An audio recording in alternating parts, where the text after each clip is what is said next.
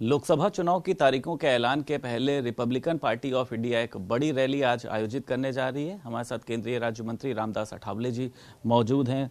क्या संदेश देने का प्रयास करने जा रहे हैं इस रैली के जरिए आप? हाँ, तो मतलब रिपब्लिकन पार्टी ऑफ इंडिया ये पार्टी डॉक्टर बाबा साहब अम्बेडकर जी ने स्थापित की हुई पार्टी है। सभी वर्गों को साथ में ले जाने की भूमिका हमारी है। बाबा साहब अम्बेडकर जी जरूर दलित समाज के थे, लेकिन दलित और सवर्ण, ओबीसी, माइनॉरिटी सबको जोड़ने की भूमिका उनकी थी।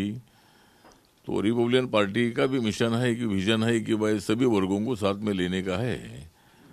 और आज यहाँ संविधान सम्मान रैली इसलिए रखी है कि हमारे पवन गुप्ता जी प्रदेश के अध्यक्ष है, उनकी अध्यक्षता में संविधान सम्मान रैली रखी है।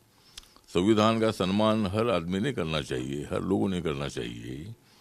और माननीय नरेंद्र मोदी जी संविधान का सम्मान कर रहे हैं। नरेंद्र मोदी जी बाबा साहब के मेमोरियल के बहुत सारे काम पूरे कर रहे हैं। जिस तरह महिला रिजर्वेशन का बिल जो है, बाबा साहब अम्बेडकर जी जब लॉ मिनिस्टर थे तब उन्होंने हिंदू कोड बिल लाया था, और हिंदू के कोड बिल महिलाओं को आरक्षण देने का, उनको संरक्षण देने का बिल था। लेकिन ये बिल पार्लियामेंट में पास हुआ नहीं, इसीलिए उन्होंने अपने मंत्री पद का इस्तीफा दे दिया था। लेकिन बाबा साहब का सपना पूरा करने का काम नरेंद्र मोदी जी ने किया है। और बहुत सारे निर्णय जो है 10% आरक्षण EWS को, इकोनॉमिकल सेक्शन को देने का निर्णय हुआ। 370 आर्टिकल हटाने का जम्मू कश्मीर से निर्णय हुआ। किसानों के लिए बहुत सारे निर्णय हुए, दलित, आदिवासी, ओबीसी के लिए बहुत सारे निर्णय हुए।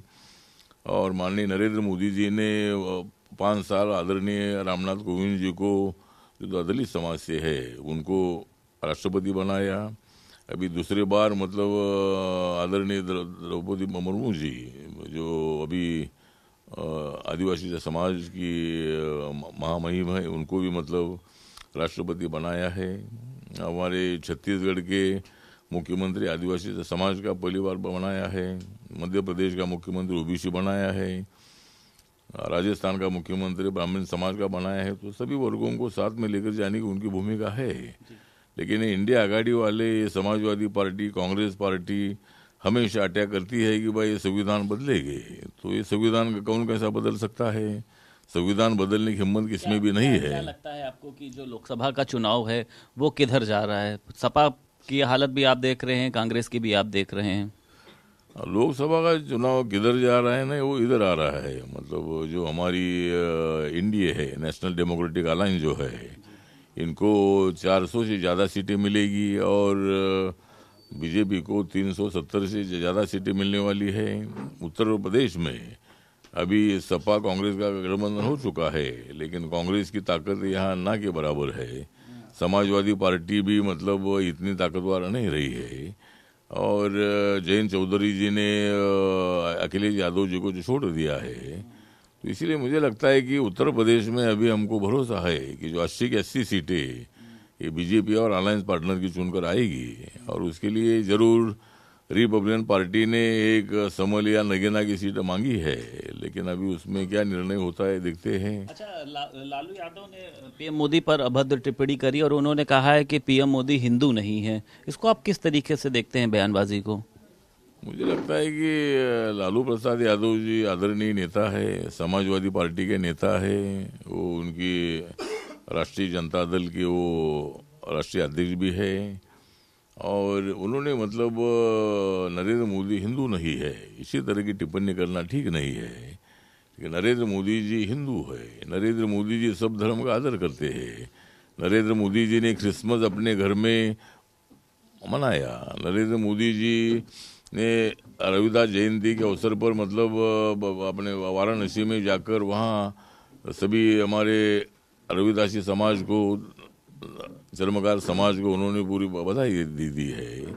और मुंबई में बोहरा समाज के प्रोग्राम में आकर मुस्लिम समाज के साथ भी ये भी उन्होंने बताया है। तो सर्वधर्म समभाव की भूमिका नरेंद्र मोदी जी की है। यादव को माफी मांगनी चाहिए अपने इस बयान के लिए, आपको लगता है? मुझे लगता है कि लालू यादव जी ने माफी मांगनी चाहिए। इसी तरह की बयानबाजी करना ठीक नहीं है, उनकी तबीयत भी ठीक नहीं है और ऐसे में ऐसा बयान देना उनके लिए उचित नहीं है। तो मुझे लगता है कि भाई उन्होंने अपना बयान पीछे लेना चाहिए या उन्होंने इसके संबंध में माफी मांगनी चाहिए सब। अखिलेश यादव ने भी एक ट्वीट किया और उन्होंने कहा है कि भाजपा के ऐसे दिन आ गए हैं, कोई टिकट लेना नहीं चाहता है, कोई टिकट वापस कर रहा है, कोई टिकट मिलने के बाद राजनीति से संन्यास लेने की घोषणा करता है। तमाम नाम सामने आए अभी। मुझे लगता है कि ऐसा कोई संन्यास की बात नहीं है। डॉक्टर हर्षवर्धन जी मतलब कई बार वो मेंबर ऑफ पार्लियामेंट 14 में पार्लियामेंट मेंबर ऑफ पार्लियामेंट रहे हैं, 19 के मेंबर ऑफ पार्लियामेंट रहे हैं। उनको हेल्थ मिनिस्ट्री भी कई साल तक उन्होंने दे दी थी, लेकिन अभी नए लोगों को भी मौका देने की आवश्यकता है। और इसीलिए दिल्ली में मतलब 7 सीटें जो है उसमें से 5 सीटें अनाउंस हुई है और उसमें अभी तक मनोज तिवारी को ही टिकट अभी मिला है। बाकी के 2 सीट अभी अनाउंस करना बाकी है, लेकिन अभी भाजपा का टिकट नहीं लेना चाहता, ये तो मतलब एक आश्चर्य की बात है। मतलब भाजपा के साथ पास इतने लोग आ रहे हैं और भाजपा का टिकट नहीं, समाजवादी पार्टी का टिकट लेने कोई तैयार नहीं है। तो मुझे लगता है कि इसी तरह की टिप्पणी करना ठीक नहीं है और जो टिप्पणी करना है करते रहो। 2024 में नरेंद्र मोदी जी जीतेंगे और मतलब इधर मतलब ये तो है ये है चुनाव का वर्ष, ये है चुनाव का वर्ष और तीसरी बार प्रधानमंत्री नरेंद्र मोदी जी बनेंगे, इसका हमें पूरा है हर्ष। तो मतलब यहाँ नरेंद्र मोदी जी पीएम बनेंगे, हमारा विजन है, हमारा मिशन है 247 तक देश को विकास की दिशा से आगे ले जाना है। हमारे 10 साल की इकोनॉमी जो है ये यूपीए की इकोनॉमी से कितनी बेहतर है, ये पूरे आंकड़े अगर आप देखते हो तो आपको मालूम हो जाएगा। और इसीलिए मुझे लगता है कि हमारा सामना करने कोई बच्चों की बात नहीं है।